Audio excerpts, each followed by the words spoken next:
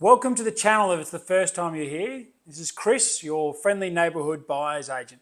And today we're on focus or on point, talk about buying a property in Sydney. Now, if you're a first home buyer or you're a baby boomer and you're downsizing, all of this is still going to be highly relevant for you. We know that buying a property, particularly in Sydney, where the median house price is 1.5 million, is daunting. It's a big purchase, and things like stamp duty make it very difficult to get in or get out of a bad deal. So let's avoid those bad deals. Today we're focusing on three areas. Number one, we're going to focus on the pre-look, then we're going to look at inspections, and then we're going to look at negotiate. All right, come with me on this journey.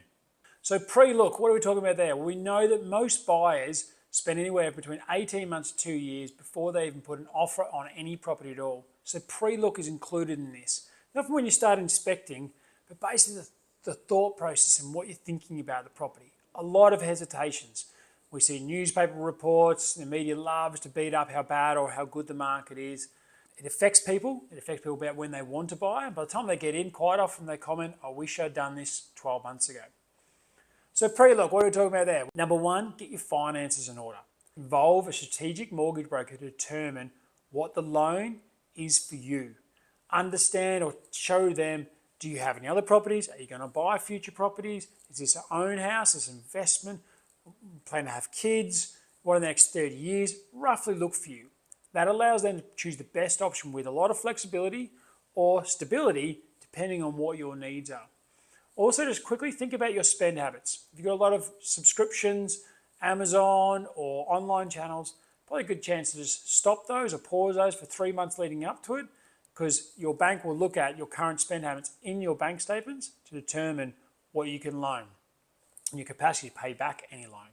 Once you have that in together, you're going to also think about, okay, with that money, I've got to pay stamp duty, I've got to pay a solicitor, and potentially got to pay building inspectors, and maybe even a buyer's agent as well. So you need to factor all those things in to understand what your true borrowing capacity or buying power is. Also, I always recommend people take a little bit off. So they've been given, let's say, $1 million to buy, I'd be buying somewhere around the $800,000 market. So it's going to make your repayments better, it's going to allow you to be more comfortable. And as and when ready, if you want to do something with that property in terms of equity, you're going to be able to do something far faster in that way. But everyone's got their own risk appetite.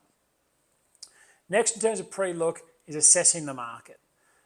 I'm not talking about going out and inspecting. That comes next. I'm talking about using tools at your disposal. So two ones I'd use is realestate.com and Google Maps. Realestate.com, number one, go on there, you can see what's for sale, you can see what's renting, you can see even agents that are selling in certain areas. And there's also another tab that talks about sold.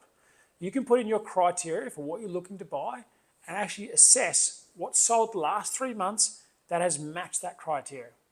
If more than 50% of what's been listed the last 3 months that have sold is in your budget area and you're comfortable with those, you can basically say, I know my criteria is good and valid. If it's less than, say, 10%, you're fraught with danger. You've got slim pickings and you're really trying to pick the eyes out of something that may or may not exist. So you either got to have patience or you got to change your brief. And if you've got much more, if 100% was in the market you would buy, you'd probably be guessing you're an investor. From there, you have your finances order, you've done your pre-look, you're feeling comfortable, we go into the inspect phase. In the inspect phase, we're really going to refine that criteria. So initially you might have said, well, I want 3 bedrooms, 2 bathrooms, 1 car park in a particular suburb for this much money. But now you're going to go through into far more details. I want you to think about, does school matter? Does transportation matter? Do amenities matter to you? What are the key things? Are you looking at childcares? Are you looking at the work? Are you looking at demographics? Are you looking at the socio-economic status of the suburb or neighbouring areas? You're looking at infrastructure. Is there infrastructure occurring that is building that could be really positive?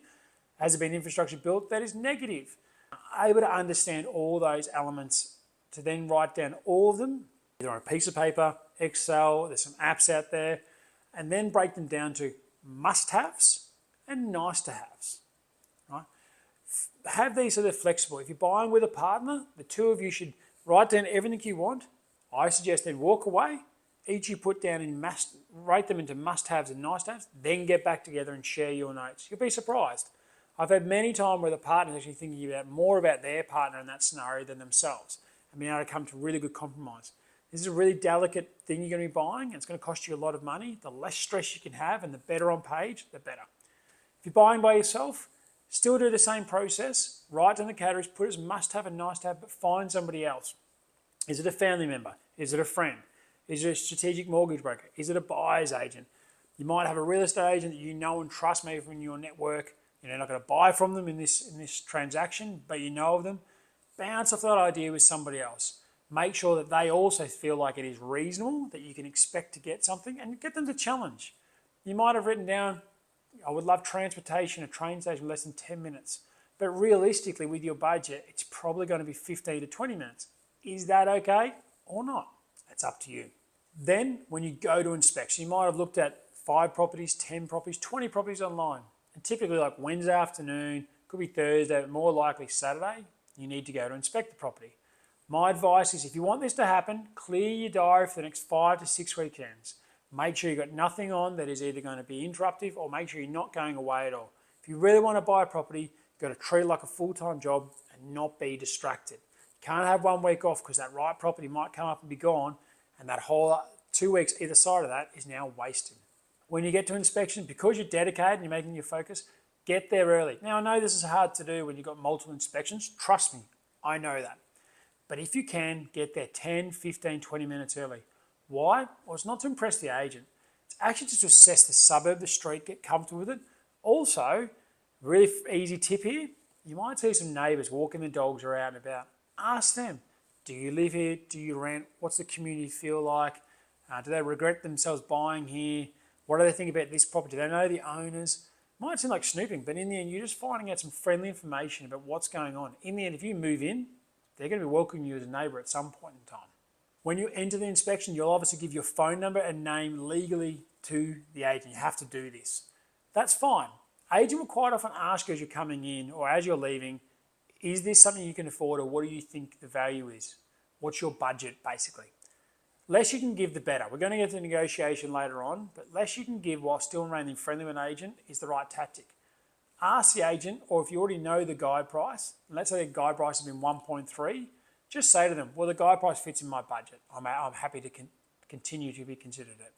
Or if the agent says it's now 1.3 and that's above your budget, just say to them, look, it's above my budget.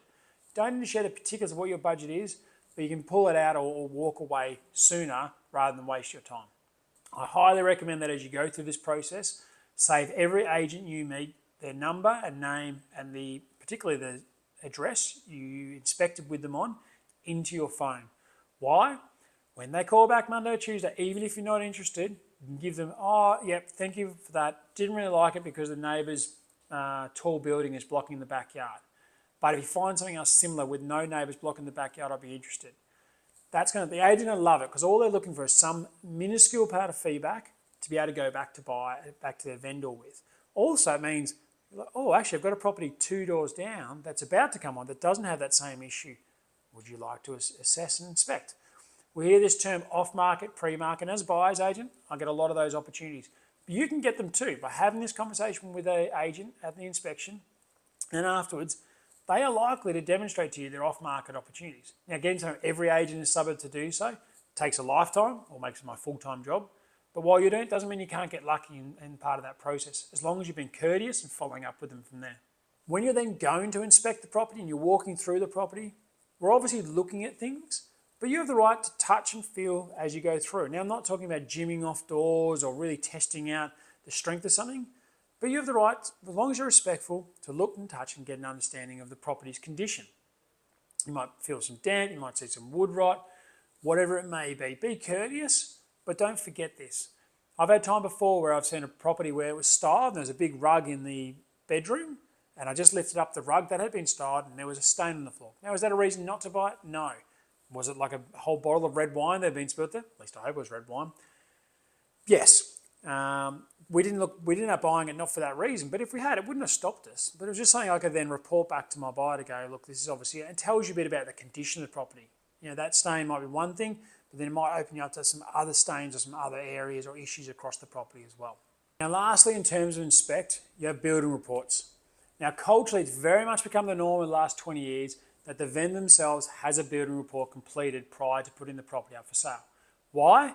Well, for the agents have encouraged them to do so because it helps speed up the process of actually selling the property. It's one less speed bump that people potentially have to go through. However, what faith can you put in a building report that a vendor's had completed? Now, I'm not saying you can't have faith in it. For me, I've got the luxury that I know the building inspectors in the area. I've dealt with them, I've communicated with them on previous properties, and there's a far greater level of respect between the two of us for me to have a discussion with them on the report, bring it to life, even have them have a discussion with my potential client or my client to feedback what their thoughts are on the property overall. Now, legally, it is a legal document, but if it is done to the vendor, then it's done for their behalf, right? If you see something, let's say you walk through a property and you notice, and I might notice, some damp smells coming from the bathroom, and that's not put on the report, I'd highly encourage you to get your own done. And you should get one done anyway, but we all know how fast the Sydney market moves, you may not have to. So in essence, general rule of thumb is, if things are written in the report that you expected to be there, great. If something's written in the report that you didn't expect to be there, or you did expect to see there but it wasn't there, those are probably some red flags to look at. Last, we move into negotiate. Now, this can be, as a buyer, I know, one of the most daunting things possible. You've got all the way here, you finally found that property, and you don't want to let it go.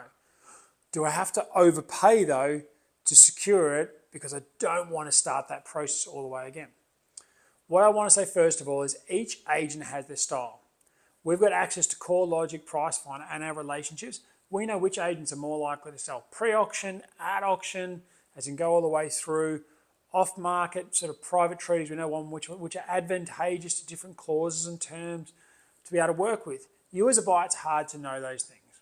If you can, reach out to people who have purchased from them previously. If you know them in the area, that can also help. Ideally though, if you have a buyer's agent like me, we can unearth and give you all those details. I like to think every agent is like a quarterback in the NFL. They have certain plays they want to run, and if you know that, you can work with them to make those processes happen far smoother and to their liking, which also then can be to your liking. Typically then, in terms of negotiate, there are four main things in the contract you can negotiate on. There's the inclusions, so what's in the property, ovens, pools, curtains, so forth. Deposit, quite often it's written there's 10% deposit. In this day and age, more often than not, you can get it done with 5%. But if you don't agree with that before you purchase, you will be liable to pay 10% of the deposit on the day of purchase, rather than pay that 5% plus the other 90% on the day of settlement. Then we talk about settlement, so settlement day. Now, most contracts have it written 42 days. Sometimes you'll see it's different, where it's written with caveats or it's written as 90 days, whatever it may be. Quite often though, when it's 42 days, it doesn't mean they actually want to sell in 42 days. They just use a standard contract at the time of drawing it up. Ask the agent, is there any advantageousness to buying this early or to having a longer settlement? The agent then, even though the contract might say 42 days, it might have been written a month ago. And since that time, the vendor has now shared with them, look, we're happy to stick to 42 days of what's in the contract, but if someone offers 90 days, that would be more advantageous for us to allow us time to buy.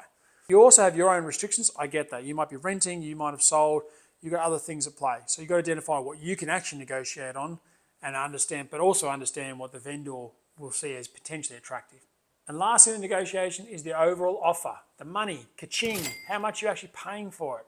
Now, working with each agent, as I said earlier on, has their own styles. Some will say best and final offer, please present them, and you do so, and then they come back and say, can I have your second best and final?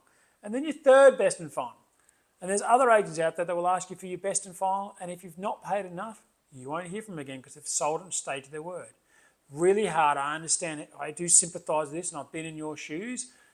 All I can suggest is get to know the agent really well, get in detail, and I will say, getting a buyer's agent on side, it's going to be less likely you're going to be in the wrong side of the deal than hopefully being on the right side.